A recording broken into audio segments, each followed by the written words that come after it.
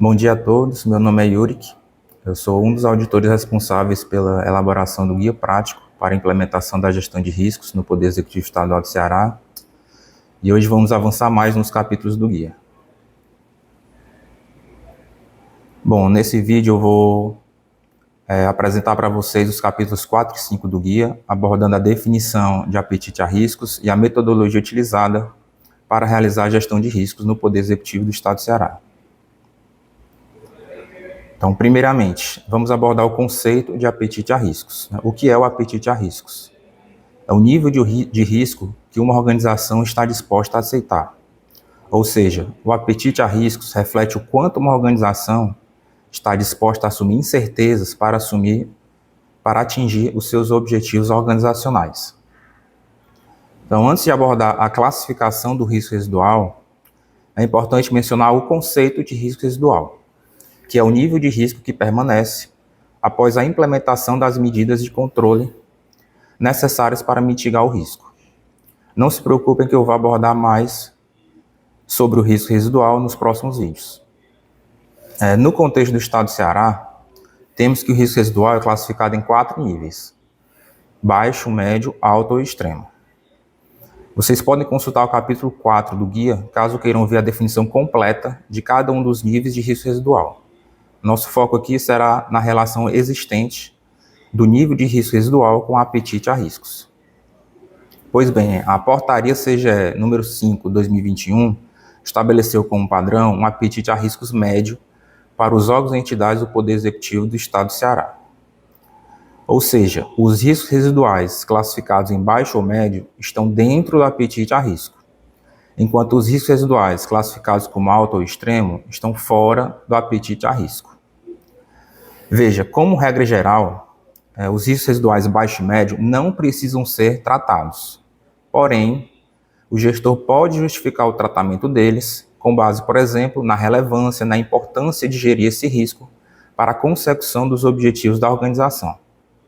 Do mesmo modo, como regra geral, os riscos residuais alto e extremo precisam ser tratados. Porém, o gestor pode justificar o não tratamento deles caso entenda, por exemplo, que a relação custo-benefício não compensa para tratar esse risco, pois o custo associado superaria e muito os benefícios decorrentes do tratamento desse risco.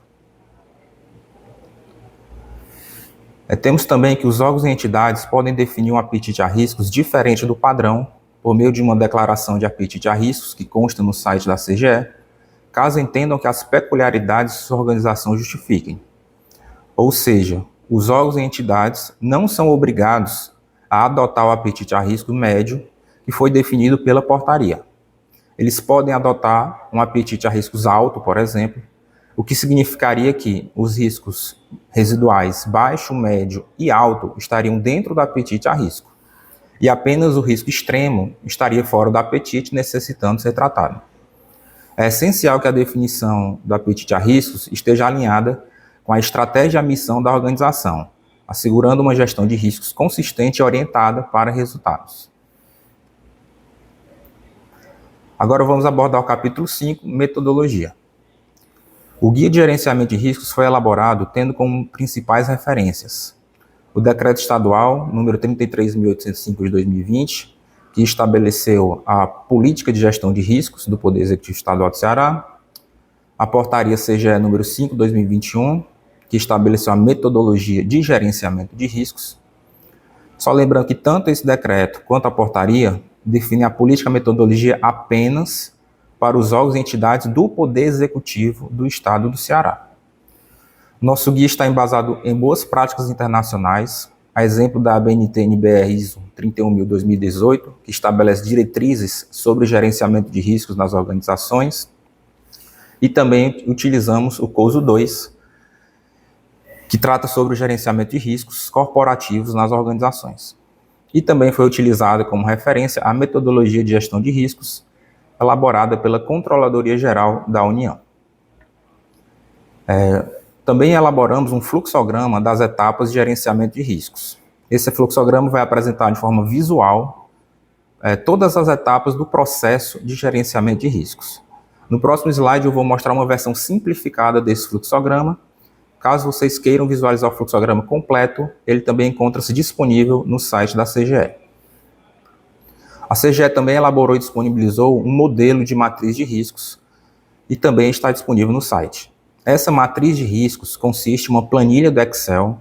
É uma ferramenta prática que facilita a aplicação da metodologia de gerenciamento de riscos. Ela foi elaborada para orientar a execução de cada etapa, desde a identificação de riscos até o seu monitoramento. A matriz permite registrar os riscos identificados, suas causas, consequências, os controles internos existentes e as medidas de tratamento. A matriz de riscos pode ser considerada a ferramenta central para operacionalizar o gerenciamento de riscos na organização, transformando a teoria em ações práticas e estruturadas. Então, esse é o fluxograma simplificado de implementação do gerenciamento de riscos. Ele organiza as etapas de forma visual e sequencial, começando pela definição do nível de apetite a riscos, caso seja diferente do padrão do Estado, por meio de uma declaração de apetite a riscos. Nessa declaração consta também no site da CGE.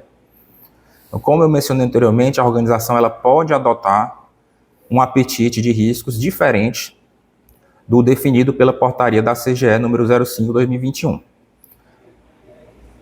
Em seguida, temos a definição das áreas de atuação responsáveis pelo gerenciamento de riscos através da publicação de uma portaria, cujo modelo também está disponibilizado no site da CGE.